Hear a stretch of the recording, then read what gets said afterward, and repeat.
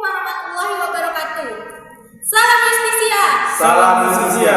Perkenalkan, kami dari Tim Putih dengan posisi personalia Dr. Intan Fia selaku ketua tim dan Ramadan Dian Pratama serta Chandra Jenia sebagai anggota tim.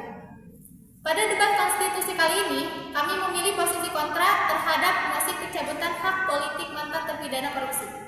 Sebuah ungkapan dalam bahasa Latin mengatakan cogitationis poenam nemo patitur, yang artinya tidak ada seorang pun dapat dihukum atas apa yang dipikirkannya. Pencabutan hak untuk memilih dan dipilih dalam jabatan publik terhadap narapidana korupsi merupakan langkah progresif yang dilakukan oleh hakim. Langkah tersebut sangat mendukung pencegahan dan pemberantasan tindak pidana korupsi. Korupsi adalah perbuatan melawan hukum dengan memperkaya diri sendiri atau orang lain, dengan menyalahgunakan kewenangan, kesempatan, atau sarana yang ada padanya karena jabatan atau kedudukan yang dapat merugikan orang lain atau negara.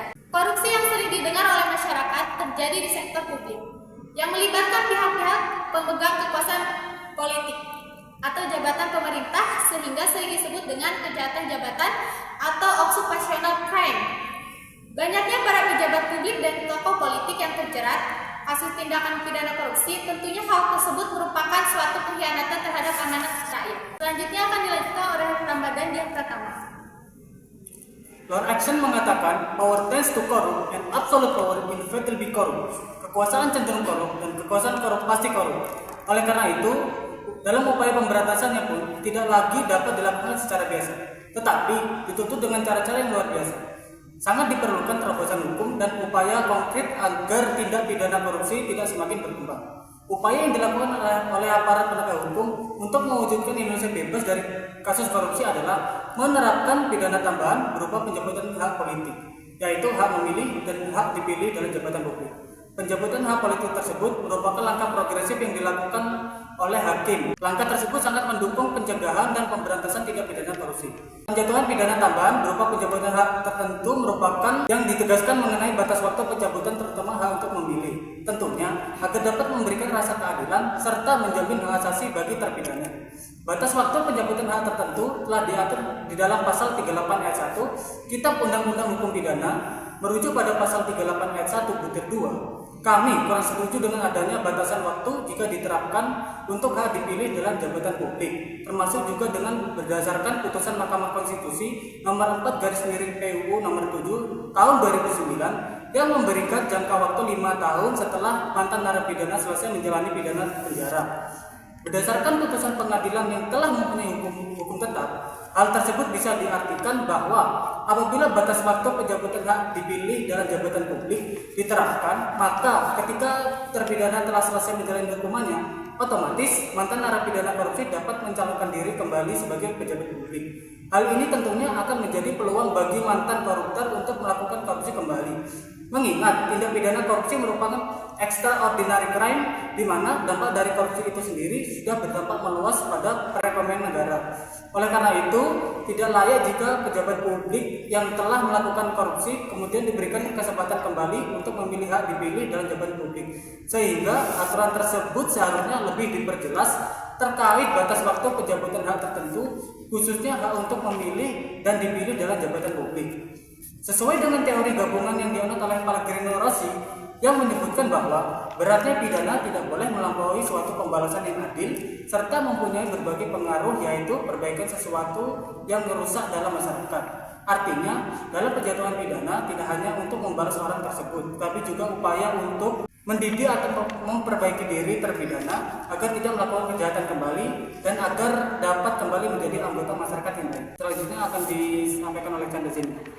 Baik, yang selanjutnya Dormium talecado legis, nunquam moriuntur adalah bahasa Latin yang berarti hukum terkadang tidur, namun hukum tidak pernah mati. Landasan ini yaitu adalah pencabutan hak politik bagi pelaku tipikor memiliki dasar hukum yang sangat kuat. Di sini ada 5. Yang pertama itu ada pasal 10 huruf B angka 1 Kitab Undang-Undang Hukum Pidana yang mengatur tentang pidana tambahan berupa pencabutan hak tertentu, termasuk hak memilih dan dipilih dalam jabatan publik.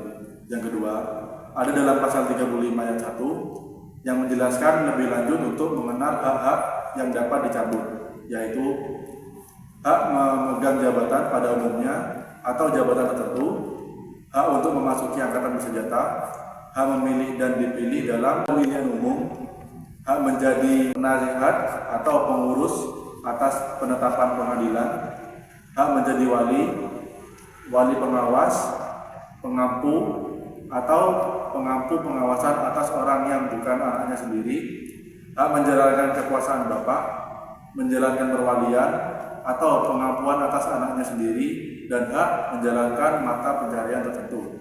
Yang ketiga ada dalam pasal 38 KUHP yang mengatur tentang nama pencabutan hak politik, yaitu minimal 5 tahun dan maksimal seumur hidup.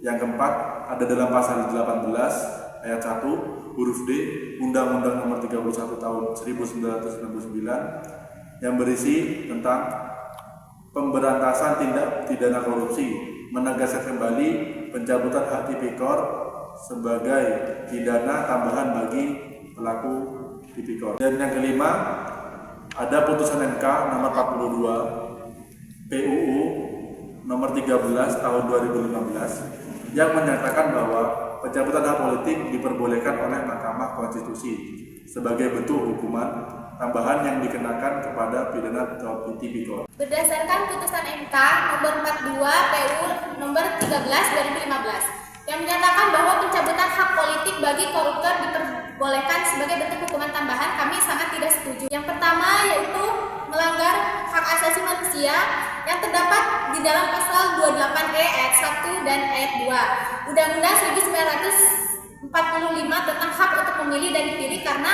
setiap orang berhak untuk berpartisipasi dalam proses politik. Yang kedua yaitu tidak efektif karena tindak pidana korupsi faktornya bukan hak pilihnya, tetapi bisa dalam faktor ekonomi. Yang ketiga yaitu berpotensi digunakan untuk kepentingan politik, yaitu disalahgunakan oleh penguasa untuk menyingkirkan lawannya. Dan yang keempat, pencabutan hak politik ini tidak adil karena hanya terpidana korupsi saja yang dikenakan pencabutan politik, sementara pelaku kejahatan lain tidak dikenakan pencabutan politik. Teruslah berdetak, teruslah menapak, teruslah berjejak untuk Indonesia tercinta. Salam Justisia. Salam Indonesia.